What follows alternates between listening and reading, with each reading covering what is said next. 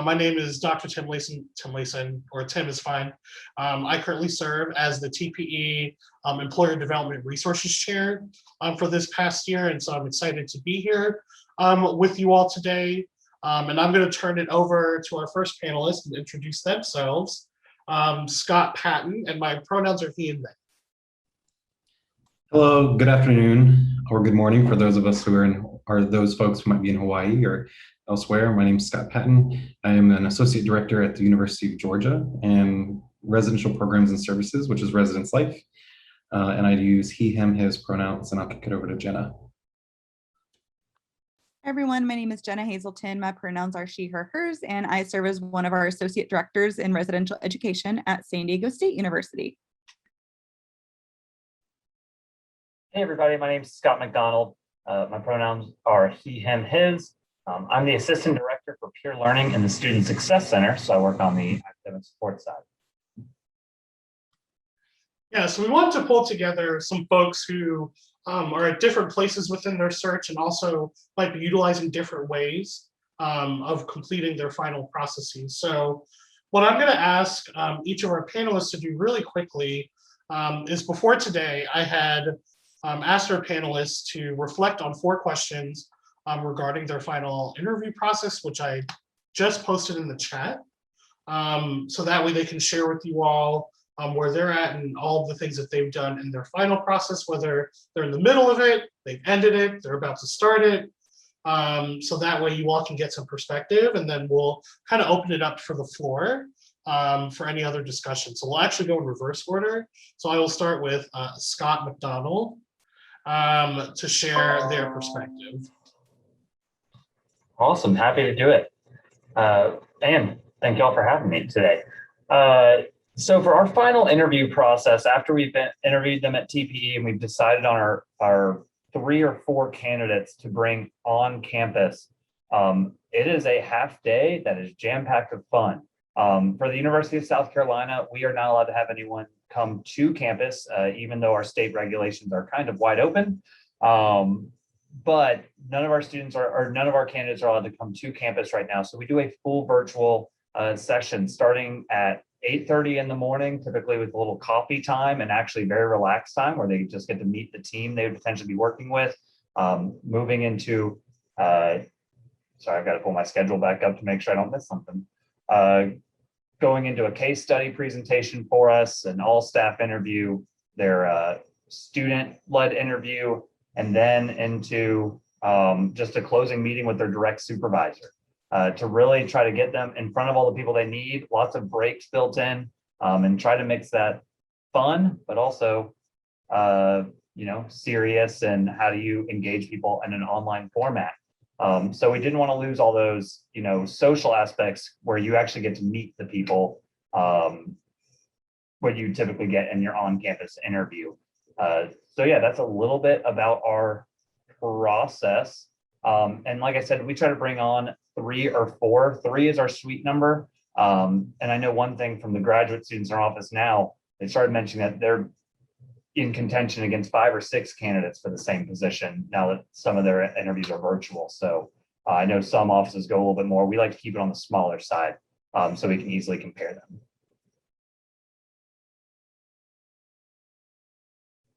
Was that supposed to be the first question or all questions? All questions, if you can. Got it. Awesome. And how did we arrive? It was out of necessity. As I mentioned earlier, we wanted to make sure that we really kept that social aspect. Usually when we brought them to campus in the past, we bring them in the night before and we take them to dinner, and then they're on campus all day meeting potential partnerships and their students that they'd work with and the staff. But when we knew that it was going to be virtual and we know how draining it could be virtually, we really thought, like, what are the key elements? We need their students to like them. We need the staff to like them. And we need to make sure that they know what they're talking about, which is how we landed on our key 3 elements that we really evaluate them on, which is their student interview, the pro staff, and that the case study presentation. So like I said, necessity kind of drove that. And we do not have any in-person right now. If someone is local, we have opened it up to them that they can come in to meet us, but only if it was that all of them. We have not had it work out where every candidate was able to do it because it wouldn't be fair to only bring on one person, obviously. And also having them start the pandemic, just to reflect back to last year, we had somebody start and there was a big jump when they went from, all right, I met all these people virtually, but now how do I start in a pandemic? And you're starting your job virtually. So that was very interesting. And then what virtual elements, all of ours have been through Microsoft Teams. And the big thing that we shifted for this year was it was all on Zoom so that you can actually see everyone's faces. I know that depends on your institution's technology concerns, but we actually purchased Zoom just for these interviews because we thought that being able to see everyone's faces, and I required cameras to be on during everything so the student could, or the candidate could get that feedback and those nods. And even I've seen Jenna nod and it gives me a little boost every time I'm speaking. So little things like that, I think, go a long way. Great, thank you, Scott. And nice transition into Jenna. Yeah, thank you. Well, for a lot of things that Scott mentioned, we are doing very similar things at San Diego State. So our interview was also kind of a half day. We started at either 8:30, and we actually hosted 2 candidates in a day. So we would have one candidate in the morning, one candidate in the afternoon. Pacific time, of course, that changes depending on your time zone. So we started at 8:30 and 8:30 or 1 o'clock, and it was time with myself and my other 2 colleagues who would serve as potentially one of the supervisors. And I will say most of our interviews were actually fairly informal. We actually only had one formal panel interview, and that's where we invited in some of our campus partners, and that's where we, completed the paperwork that we would ultimately send to HR for some of our hiring decisions. So we started off with the associate directors. We opened it up to our residence hall coordinator and our coordinator staff. Then we gave them a 15-minute break. We had our 1-hour panel interview, another 15-minute break, and then they had 30 minutes with our student leader team and 30 minutes with our executive director. I will also say we have 6 positions for next year, and so we brought 10 candidates for the virtual on campus. I guess for me as a hiring manager, especially this year, the further I moved in our process, the more I realized if candidates got another offer, they likely weren't kind of waiting around for other processes. They were probably going to take that offer, and so I wanted to expedite our process as well. So at least for me, that's kind of something that I just kept in the back of my mind, is that I wanted it to be, I don't want to say speedy because I didn't want to necessarily speed it along, but I also just want to be cognizant of timelines, and that candidates were potentially getting offers and removing themselves from processes. How did we arrive at our decision? Again, similarly to what my colleague said, what are the core components that we really need? For us, traditionally, we do have a presentation, but we decided if of any years to not have a presentation, this was probably the year to not have one. Our residence hall coordinator staff, even if they're doing a presentation, we're likely giving them the slide deck and giving them some of the talking points. And so for us, for at least this year and maybe for future years, we decided to remove that. And then, to get some of our components like a campus tour, I worked with our new student and parent programs office. They offered up either a virtual tour or a tour with our ambassadors. I also realized partially through our process that a lot of our apartments were empty. So I actually took one of our housing assistants and we went in and videoed some apartments to give candidates just kind of an idea of what our apartments would look like since they're not on campus with us, in addition to just some general brochures about San Diego. So I put that just kind of in a little drive and shared it with them, because again, they can't, and kind of leading into the last 2 questions of, we didn't have any on-campus components. We weren't, it wasn't even something that we discussed. It was, we're going to do this completely virtual process. We're not even going to consider on campus at this point. So I think, and then for us, we use Zoom. We are a Zoom campus, so we were able to use Zoom for all of it. And I will say too, we also provided kind of a current residence hall coordinator host. So again, I tried to keep some of those things that they would normally get in an on-campus, but still just switching it virtually. So they had the ability to reach out to this person if they had questions. It was a person kind of day of that they could just touch base with if we had any issues or schedule changes. Really throughout the process, we only had one kind of minor issue getting into a Zoom room, and that person was able, to quickly contact us and say, hey, we're having some issues. we got them in and we were able to rectify that pretty quickly. So that was one thing that I think was helpful, is just having either, a resident hall coordinator or a residence director, whoever your position may be, as kind of that streamlined process in case there are questions day of, because I was coordinating and I was in a lot of different Zoom spaces. I was in the interview, I was in the AD interview. So I figured it would be easier to have a separate person serve as that point person. Yeah, I think I got them all. Yep, thanks, Jenna. And then Scott Patton. Yeah, for us here at the University of Georgia, we had our on-campuses fairly early because we did have a few confirmed vacancies, and then we have a few anticipated vacancies. And so we completed that a couple weeks ago. We were probably in that group that Jenna was talking about of moving quickly, because we also knew that we were going to have some that kind of popped up later. And our final interview process looks very similar to what Jenna and Scott talked about. We too identified a host for people, and that host connected with them usually between about 5 days and a week prior to their virtual on campus with us. We incorporated a virtual tour.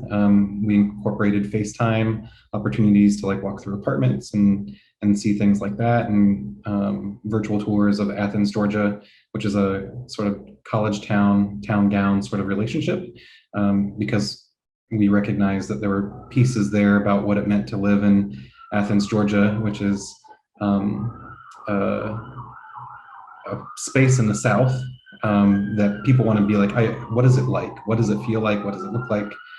So we did some driving tour sorts of things like that too. We also are doing everything virtual. However, there may be opportunities in the near future for our state to do some things in person right around the corner. And so we're still having conversations and talking about what that might look like for any potential vacancies that we have coming up over the summer.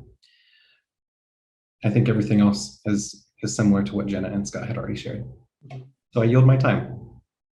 So a question for all three of you that we've gotten from other employers is, I would imagine that a majority of us in this space, our positions that we are hiring for or going to be hiring for are student facing.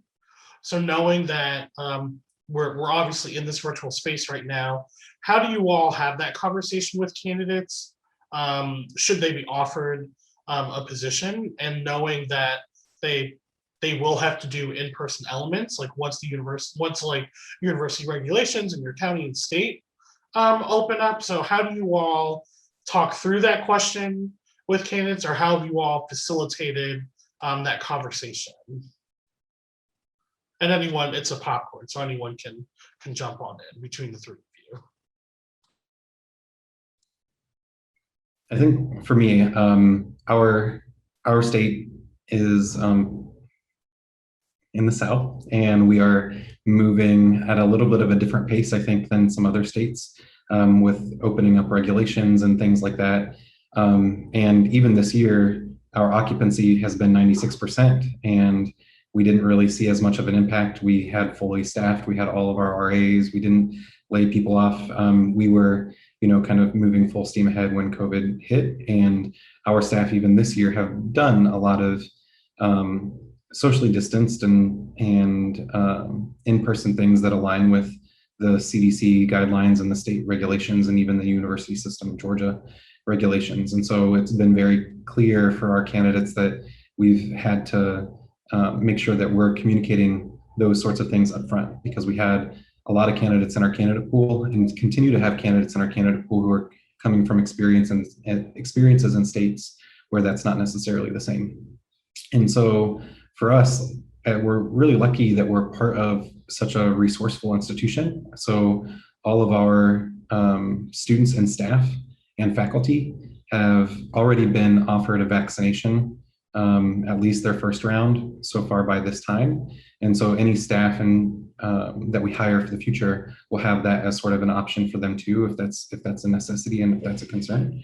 And I'm fairly certain that we won't return fully to be back in person in that sort of way until vaccinations are offered to everybody completely.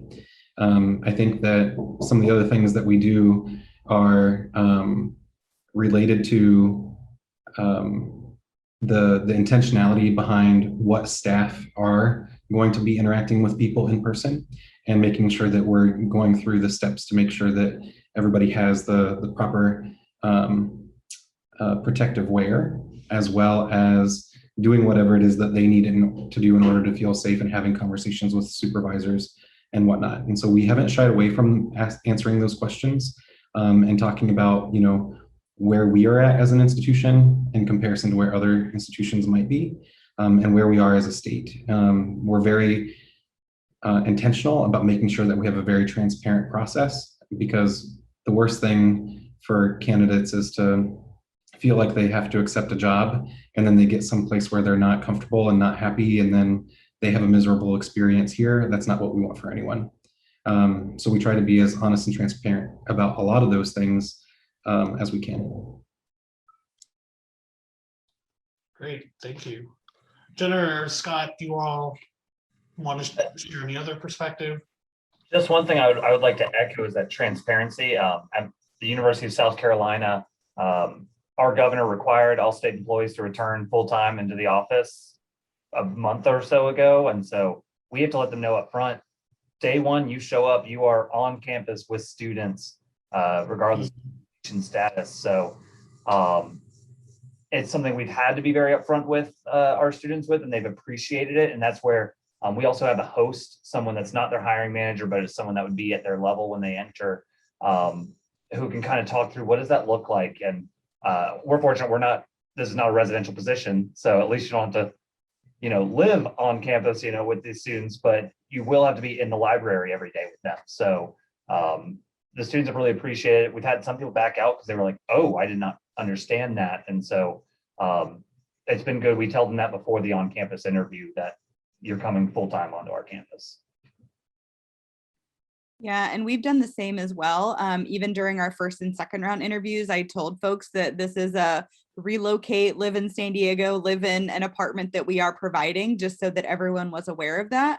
And one thing I forgot to mention is after kind of their half-day virtual interview, I actually scheduled a 30-minute follow-up with all of our candidates, just one-on-one, to talk them through how was your day? How was your time? What outstanding questions do you have? Because I wanted to make sure the candidates had all of their necessary tools to make whatever decision they, felt like they would once we got to a stage that we were offering positions. And so, when they were asking questions about in-person versus virtual, I imagine for us will be kind of some sort of hybrid model. Obviously, going back to in-person is kind of the hope and the dream, but do I think we're going to have, 1,000-person carnivals like we used to? They might just be staggered, or we might have a little more, we might have caps on our numbers. Also, for those of you that didn't see the news yesterday, the CSU and UC system just announced that all faculty, staff, and students, we believe, will be kind of required to be vaccinated. Of course, when the emergency use authorization comes off of the vaccination. So we're moving forward with that as well, as kind of the state of California. So but yeah, we've been, same as my colleague said, very open and transparent about what that looks like. Even for current folks, if there's a concern, we're starting to come back in person in the next couple weeks. And so if there are either medical concerns or things where we need to consider it, we would work with our Office of Employee Compliance and Relations to make sure that we have that accommodation on file if folks are still going to be requesting to work remotely. Great. Thank you all for sharing your perspectives and answering that question. So now what I want to do with the remaining balance of our time is open it up to the floor. I want to see if anyone hasn't, I haven't seen any questions come in yet, either directly to me or in the chat. But this is also a space where, as colleagues, we can also dialogue with each other and share any other ideas or ask any questions and get some feedback from one another. So feel free to either pop your question into the chat or unmute audio and or video and ask your question.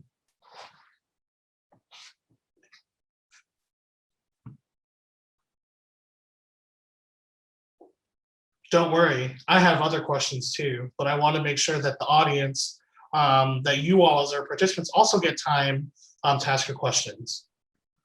Hi, this is Amber Simpkins from Mount St. Mary's University in Los Angeles. I just wanted to hear some feedback on how you all, if you have already, and if not, what your plans are to helping candidates acclimate to your campus after this process, in the sense of how are you explaining it so they feel comfortable with knowing like you're going to give them those engagements, you aren't just showing up on campus, especially if they're not coming from the area and they don't have a support system and now we're all in our little bubbles. How are you all going about that? Thanks, Amber. I don't mind kicking off with actually a perspective going back. We hired somebody in 2020 through TPE and through this process with a virtual interview, and they started in June, but virtually for about a month and a half.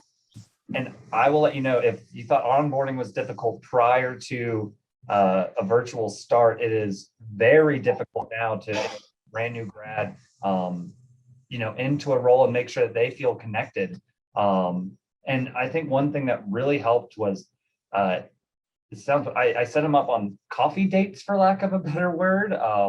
But I knew you needed a community. And so luckily our division was working with these mentorship programs. So I encouraged her on anything that she could get her hands on these virtual components to throw your name out there and try to get connected. And there were a lot of growing pains along there. There were several times kind of mentioned, I don't know anything about South Carolina. And so having our students prepare a list of all the best places to eat in Columbia, South Carolina. And then lastly, just for a team thing, for the whole first, we ended up keeping them throughout the whole year now, but started in the summer, we had a morning meeting every morning virtually just to make sure that she was able to meet the other teammates. And even just 3 weeks ago, after working for almost a year, she just met the last staff member in our office who had not been in the office until that time. But she knew that person so well because every morning, it was a team meeting that, I got to see Kimberly in person. So that was the best way we could do it, was a bunch of coffee dates, a mentorship program through the division, and then morning meetings. But she would tell you it was a tough process trying to find the right apartment and things like that. And we kept going, not there. Okay, you can go here now. So tough. I will also say thank you, Scott, for answering. Anyone else at this point can also answer the question. It's not just our three wonderful panelists, because like I said, I also want to make sure that we get a dialogue between all of us in this space. So just as a reminder, anyone can answer any one of these questions, but of course, our panelists are also more than welcome to jump in to get the conversation started.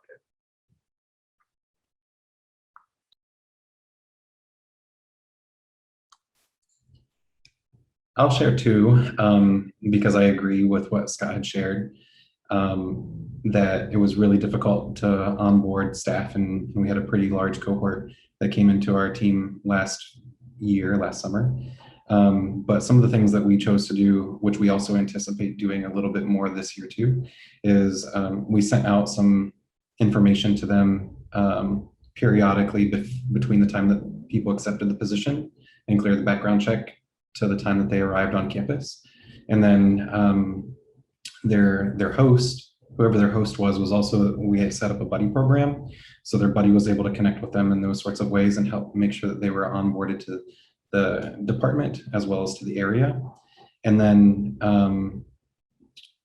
some of the other things that we have strategically done is as soon as staff got here, we went through pro staff training. And even though it was virtual, it was a space where people could see one another and have interactions and talk and dialogue and build relationships virtually. And then also they were able to engage with their buddies inside or outside of virtual spaces. And then our division has a orientation that was set up for staff to participate in virtually. And then as part of our COVID sort of response, and we're kind of offboarding that a little bit now, but last year, our hall director staff were integral in kind of doing our COVID call center. And that COVID call center for our institution was a socially distanced with barriers and things like that in a large open kind of call center space. So they got to spend time in person, albeit somewhat separated around one another and getting to know each other in that sort of way. And so those things also helped build some of that team dynamic. And then we did have an in-person retreat as with a virtual option for those individuals who weren't necessarily comfortable in December, and that helped too. So the onboarding process wasn't just one moment, or it wasn't just one thing, but there were lots of little things. And then every single week, as our Res Life team, we all came together, grads, hall directors, assistant directors, associate directors, director, every single week to kind of just touch base and see how everybody was doing and have kind of a team meeting to give people space and give people time to engage in that sort of way, in ways that we wouldn't have typically been able to in previous years. So this upcoming year, we're probably going to continue with some of that stuff, but we also recognize that this upcoming year, there's going to be a lot more things that will be in person. And so those onboarding things can look a little bit more traditional to what we had done in years past. Like our start date is immediately after the 4th of July, and our candidates can move in just before the 4th of July. And so we know that when people come for a national holiday to a new location and they don't necessarily know anybody, that's can sometimes be really tough. So we do a team building and a team bonding sort of thing as part of that. And then as part of training, we do a lot of team builders. We aren't doing our annual retreat this year, specifically because of COVID and the impact there, but that's something that we would be typically doing. And we may do a retreat later on in the semester as people become more comfortable and as those guidelines come out. I hope that's helpful, Amber. Yeah, and I'll echo again a lot of what my coworkers, colleagues have said.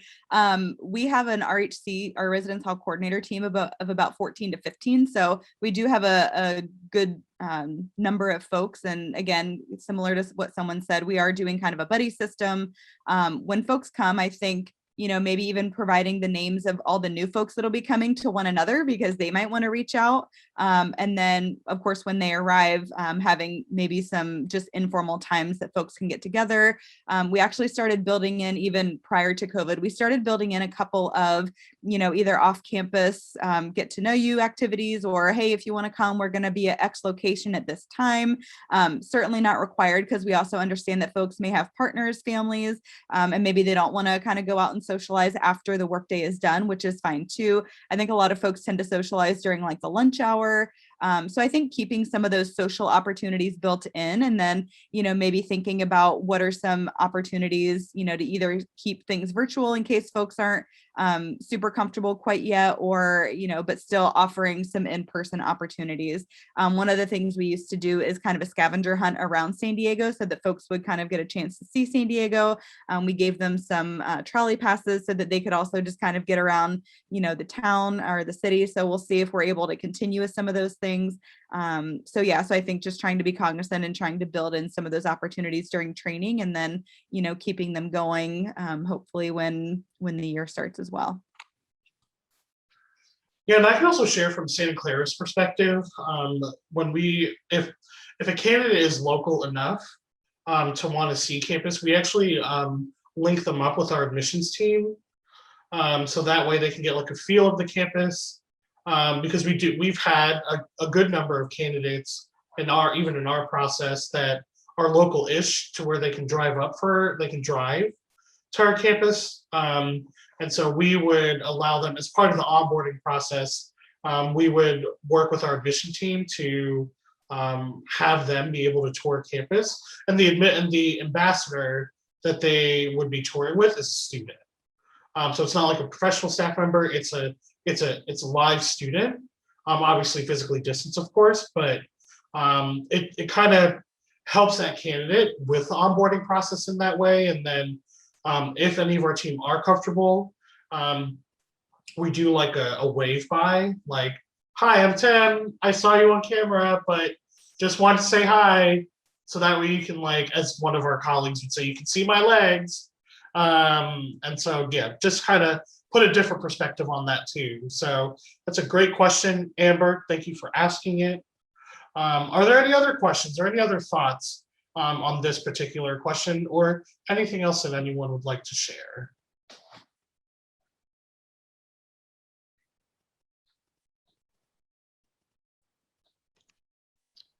Hi, this is Dennis at the University of Alabama at Birmingham. Hi, Tim.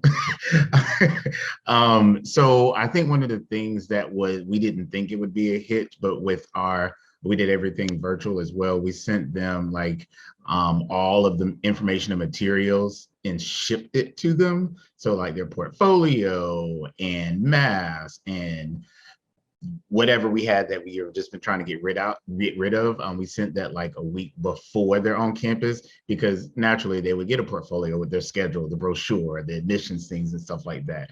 And surprisingly, that was a big hit, right? Because there were just things that, yes, I can send them this ginormous email with all this stuff, but they really appreciated, we called it like our Blazer spirit box, and we wrapped it in like our school colors. So not a lot of money, just pay for shipping and stuff like that. So that's something that if folks are in the early processes or stages of that, that was something that was kind of cool, that we just kind of just whipped together. And Dennis, what kind of feedback did you get from candidates when you did that? Positive. They were like, oh my God, like it was one of those things, because we know that the whole boxing thing was popular. Like folks like, oh my God, I'm a member of this group. And we've decked it out with like green and gold. And so we got really, really good positive feedback from our candidates, because that's a big piece of it, is knowing about the institution. How does the admissions department, recruit students, our student affairs brochure, our live-in pet policy, our domestic partner policy. So all of those things that they would have received in their portfolio, we just shipped it to them. And so that just made things easier, because, right, like an email with like 8 different PDFs might have been a little overwhelming. So we tried to give that same presentation feel for our candidates, which is very, very popular. That's a great idea. I have not thought about that at this point. Might steal that. Any other questions or thoughts?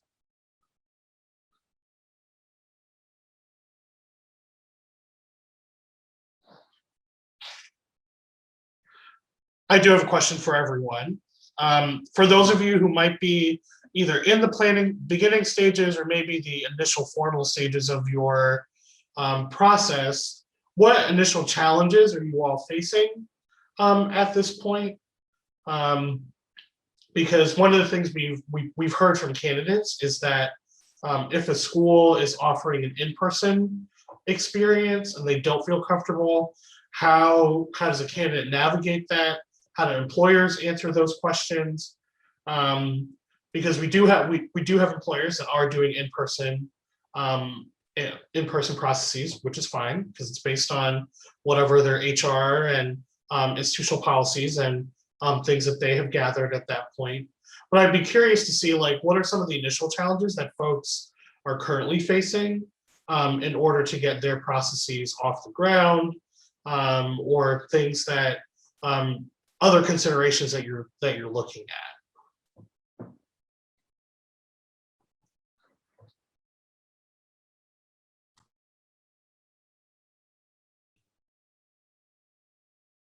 So I know for us at Mount St. Mary's, we have 2 different campuses, and what has been a challenge for us right now, and I wonder how other folks are doing this, like we have no idea what's gonna look like in the fall, because as of right now, because our county guidance is a lot stricter in the city of LA, so it's been very, very, very structured.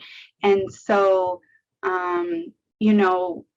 we don't know if they'll be at the West Los Angeles or the downtown location, or like, right? And that could be a big difference for people if you know Los Angeles area, like that is a big difference. And a lot of the unknowns, while still being able to show that it'll be a good experience, right? Like without being like, yeah, we all know we're living in a pandemic world right now, we get it.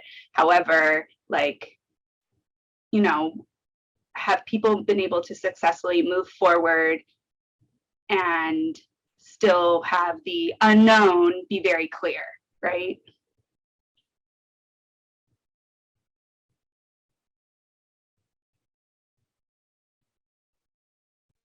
I know one thing that's been tricky for us at the university is we had like different positions. We had some we knew this position's open, And even though we're in a hiring freeze, you know, we were able to get like that exception for one position. But then you have another one where, you know, people are on the job search, you know, everyone has those natural, like, oh, this person's been here 3 years. We cleaned up at TPE 2018 and had 5 new people come in, and now they're all about to roll out. So we have these anticipated openings, and we have people that are interested, like, that's the job I want. I'm like, I can't give you a job that belongs to somebody for however long they need. So I know that's been really tricky for us, is in navigating that. We have to advertise this position, and we want to tell you, hey, it's coming, because we need to fill it before this coming fall. But then we still have to get approval for it once it actually opens, if it opens. I feel like we're stringing some of the candidates along. Yeah, we're doing the same thing, I think, too. But leading them on.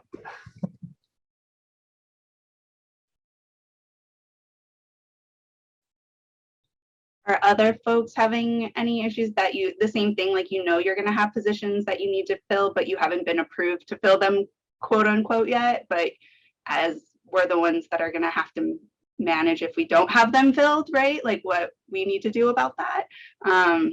That maybe anybody have a trick or secret how they've dealt with it?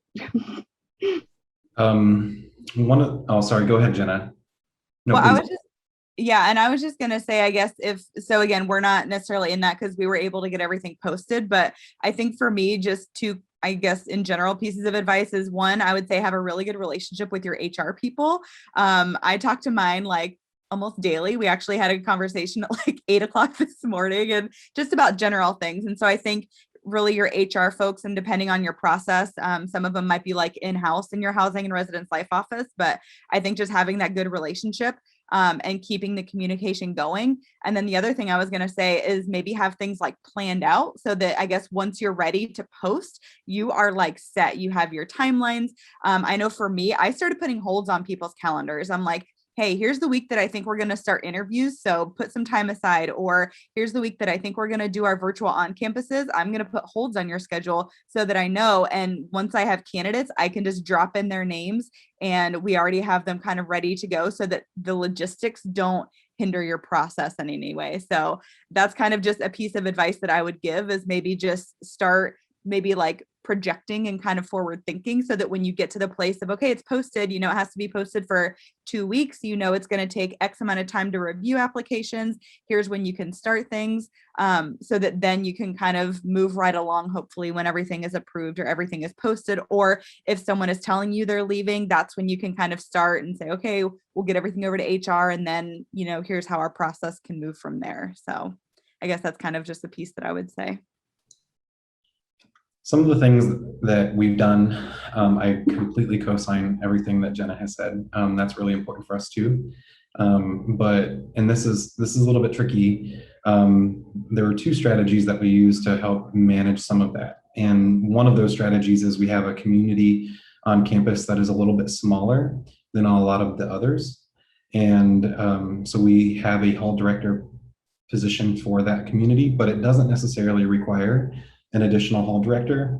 It really is also a community that could be combined with another community, and a hall director for that community could manage. And so sometimes we have some flexibility to, if we know that we're going to have someone leave over the summer and we're really confident that that person's going to get a job, but they're not ready to submit a letter of resignation yet because they don't have a job offer, we can sometimes hire for that smaller community in preparation for an anticipated vacancy a little bit later.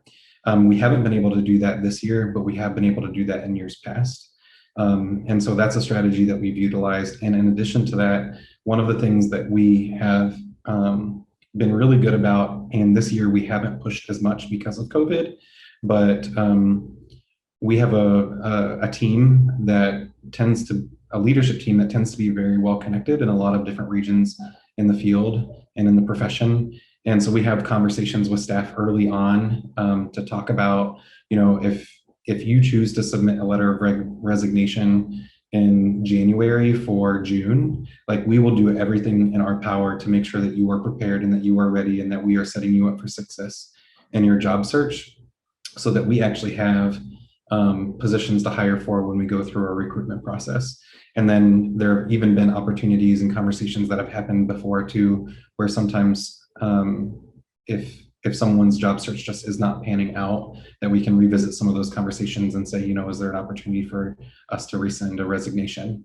And so we work with people because I think this process is really about, it is about our team being staffed in an appropriate way where we can do the work, but it's also about us creating relationships and building on relationships that we have with our staff and caring about the people that we have that work here to make sure that they're comfortable and make sure that they're feeling supported, because it's really challenging. I think for entry-level staff, there's a lot of distrust and there's a lot of questioning and there's a lot of insecurity and it's a lot of anxiety to be job searching and to move on to your next position. I know I've felt that way a lot of times. I'm sure that I'm not the only person in this Zoom that has felt that way. And so trying to create as much opportunity as we can to remove some of those barriers to help maintain a level of honesty and a level of care and a level of support has really allowed us to do the best that we can in a recruitment stage. And everybody on our team knows that they're trying to do the best also for the team, right? Like when you treat people with that level of care and that level of respect, they in turn reflect that care and respect back into the department in a lot of ways. And so those are things that I would encourage folks to consider, think about, and advocate for. And Amber, I can give you a perspective because I think our two institutions share a very similar size and like scope of what we do. Yeah, they're all big schools. We're little schools. I would like to say we're intimate. What we've done is we have put in the perspective of like, why are our positions what we consider mission critical? And knowing that for SU Res Life, knowing that we would have students either in the winter or the spring quarter or at some point, we knew that we were going to need these positions. Like one of the positions that's open in my area of supervision is in our largest tower, well, actually the only tower on campus. And so even for us, we thought it'd be intuitive as to why we need these positions, but we still had to go through the ropes of like plotting it out, putting in a salary recommendation for budget consideration, and like all of those other things to our VPSA, who's also very cognizant of the needs of our team. But like we still had to go through that. Why is this a mission critical position? And we were lucky that we were able to get some more immediate. We were able to get an immediate yes to hiring our positions, but that's not the case for every colleague across our campus. And so we're cognizant of that. But a lot of the conversations we've been having, especially at a senior leadership level within our division, is that we have to identify what is mission critical, because we may think it's mission critical in our mind and our division may think it, but like these are things that go all the way up the chain to our acting president. And like being able to have those conversations with our provost and our executive vice president for finance, and being able to tell you why we need these positions moving forward or even in the immediate it has been a great learning lesson to hear how people talk about the need of certain positions on our campus. So I don't know if that's helpful, but that's kind of the mind frame that I've been able to that I've had to work through this past year, and working with even our RD team to say like, we have to hire student staff, but I need you to tell me why we need this many and how does it fit within the guise of what we consider mission critical at this point. And it's been a good learning exercise. I'm gonna steal that, mission critical. I'm stealing the term. Yeah, and we can, obviously anyone, I'm more than happy to connect with anyone on that, but just to kind of help with that perspective too. And I'm sure that Scott McDonald's yet to hop off, but I'm sure that Scott and Jenna also had to do somewhat of the same thing in addressing, the HR needs, the building needs, the need that eventually we will have students. Yeah. And we need people. So just to kind of put that out there. I have a question, if it's okay. Yes. So I'm just curious to know, now that we know that we can do things virtual and remote and all of those things and do interviews like in rapid turnaround time fashion, I'm curious to know how many folks are still going to like somewhat keep this and be like, you know what? We got some good folks, excuse me, we got some good folks through this process. If it ain't broke, don't fix it. Or do we think folks will kind of resort to this new normal of allowing folks to come on campus knowing, and this is a conversation that we've been having, for example, like with our RAs, because they're like so anxious about doing in-person programs. I'm like, but also recognize and understand there may be some people that are apprehensive to do in-person programs. So the virtual things and Microsoft Teams and Zoom are still going to be there. So I'm just curious to know thoughts on the future of interviews now that we know what we can do when we've been forced to. I think your point there of like when we've been forced to, right? Like I would focus on that language in particular, because I think the thing that I've experienced with our students and with our staff is that yes, we can do it virtually, but all of these experiences are better served in person. And people have a more, even though there might be some fear and there might be some concern, and as long as we're doing it safely and reassuring people and having some of those things outlined that provide some of that reassurance that, you know, we are taking great care of individuals. The feedback that we've gotten is that all of the experiences that we have, people really miss doing things in person and they want to get back to doing things in person. And so I don't foresee us necessarily going back to the virtual stuff so quickly. I think people were really excited about the virtual components, and you know, there's the meme that floated around for a while there that was like, you know, this meeting could have been an email, and this goes to show it, right? But then after a while, like people liked that for a few weeks, but then after a while it was very clear, especially for some of us res life folks who thrive on the interactions of other humans, that it's been a real stretch and a real challenge to offer the same level of experience while having the virtual limitation. And so I think for us here, we are doing whatever it is that we can to make sure that we can care for the people and do it safely, but while striving to do things in person and get there.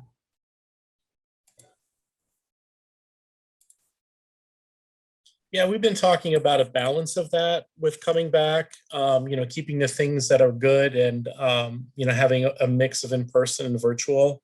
And that's just university-wide with operations. In one of our division meetings, the director of athletics was talking about a certain program that they would have with alum and other staffers and whatnot. And they would maybe get 10 or 15 people for that in general. And then when they did it virtually, they were able to get, you know, significantly amount more for that. So that was something that he was advocating for, that we continue to do those kinds of things, because logistically for a lot of people, whether it's commuters or, you know, folks with families and whatnot, it's easier to do some of those things online rather than always in person. So I think it'll be a mix of what we do, and, you know, we need to take the good and the bad.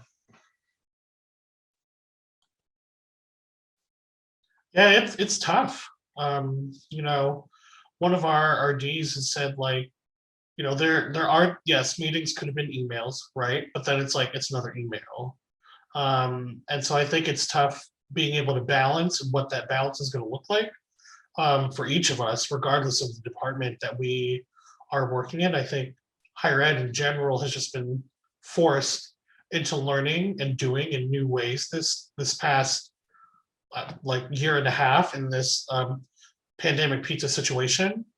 And so I appreciate the perspectives that everyone has shared on it, because it's just going to be a big learning lesson for us as we all transition back into in-person work in whatever ways it's going to look like for each of us. Like our chief operating officer for our university said, I'm not going back into an office anytime soon, so none of y'all are going back into an office anytime soon. I'm like, well, there's that. I want to see if there's any other last minute questions or thoughts as we are winding down time, and I want to be respectful of everyone's time because it's a Friday. So I want to see if there's any other last questions or thoughts. All right, hearing none, I'm gonna motion to move this meeting and adjourn to a close. No, just thank you all for being here. We had a whole bunch more people that were here earlier with us, so definitely appreciate you all being here with us today. Again, this will be recorded for your reference. But I put in here, please connect with us on our social medias. We're in all of them at the Placement Exchange, Twitter 365 at 365 TPE. I put in my link for open office hours should you want to connect with me individually about anything. And then should you have any other questions, feel free to email our employer email address at employers@theplacementexchange.org. So thank you all for being here. And I appreciate everything that you all are doing and will do, and we're going to make it. When that will happen, I don't know, but we're going to make it. Thank you all.